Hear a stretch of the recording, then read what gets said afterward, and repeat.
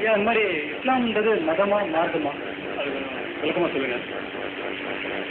இஸ்லாம் என்பது மதம்ங்கிறதுக்கு ஏன் அப்படி கேட்கறாங்கன்னா, மதம்னா வெறின்ற அர்த்தம் இருக்குது. இந்த யானைக்கு வெறி பிடிக்கிறதுக்கு மதம் பிடிக்கிறது இல்லையா, மதம் பிடிச்சி அலையுதுன்னு சொல்லி. அதனால இந்த மதம்னா அந்த மாதிரி அர்த்தத்தில் கேட்டால் அது இல்லை, அது மதம் கிடையாது.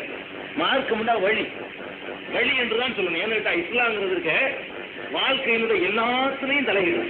இஸ்லாமிய மார்க்கத்துக்கு அம்சம் என்னன்னு கேட்டா, வெறுமனே கோவில்ல வழிபாடு செய்வது எப்படின்னு மட்டும் இஸ்லாம் சொல்லாதுங்க. அதுக்கான எல்லா மதங்களையும் சொல்லும். மதம்னு சொன்னாலுங்க கடவுளை எப்படி வழிபடுவது அது மட்டும் தான் இருக்கும்.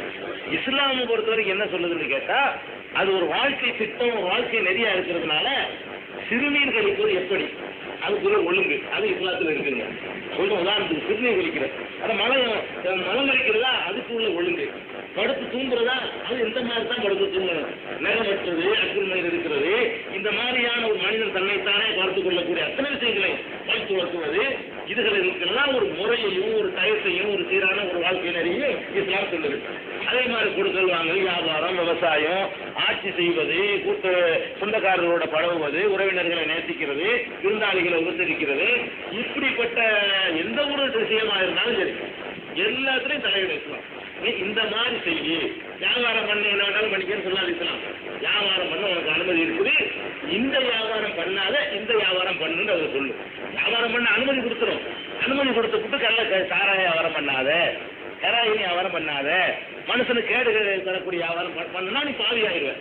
எப்படி கடவுளை வழிபடாவிட்டால் பாவி ஆகுறானோ அதே மாதிரி மார்க்கம் தடை செய்திருக்கிறத பண்ணா பாவி ஆயிடுவான். அதே மாதிரி கலப்படம் பண்ணி வியாபாரம் பண்ணாத, பொய் சொல்லி வியாபாரம் பண்ணாத, உள்ள ஒரு பொருளை வச்சு வெளியே ஒன்று வச்சு நீ வியாபாரம் பண்ணாத, மறைத்து மூடி வைத்துக் கொண்டு வியாபாரம் பண்ணாத. அந்த இடத்துல நிறைய நடக்குது, உள்ள என்ன இருக்குன்னு தெரியாது, இது 10 ரூபாமா, அது என்ன 10 ரூபாய் கூட தருவான், இது 10 ரூபாங்கிறான். இந்த மாதிரி குளத்துக்குள்ள மீன் கொடுத்து ஏன்னா விடுறான், இது 500 ரூபாங்கிறான். 500 ரூபாய்க்கு தான் இருக்குமா, 5 லட்சம் ரூபாய்க்கு இருக்கும், யாரு கண்டா தெரியாது. தெளிவு இல்லாமல் வியாபாரம் பண்ணாத, யாரை ஏமாத்திராத, இன்னதுதான் நீ விற்கிறேன்னு உனக்கு தெரியும், வாங்குறவனுக்கு இதைத்தான் வாங்குறோன்னு தெரியும். இப்படி சில நெறிமுறைகளை இஸ்லாம் சொல்லு. வட்டி வாங்காத, வட்டி கொடுக்காத, இப்படி மனிதனுடைய எந்த வாழ்க்கையா இருந்தாலும் செருப்பணிகிறதுல இருந்து, ஆடையில இருந்து, அவன் அலங்கரிக்கிறதுல இருந்து எல்லாத்துலையும் இன்னது செய் இன்னது செய்யாதுன்னு இஸ்லாம் சொல்லுது. எதை செய்ய சொல்லுதோ அது அறிவு பொருத்தமா இருக்குது, எதை செய்யக்கூடாதுன்னு சொல்லுவது இஸ்லாம் அதுவும் அறிவுக்கு ஏற்றதாக தான் இருக்குது. அந்த மாதிரி ஒரு அழகான ஒரு திட்டமிட்ட வாழ்க்கை நெறியாக இருக்கிறதுனால இஸ்லாம் மார்க்கம் தான், அது மதம் கிடையாது, சும்மா வழிபட்டோடு நிறுத்திக்கிறது கிடையாது.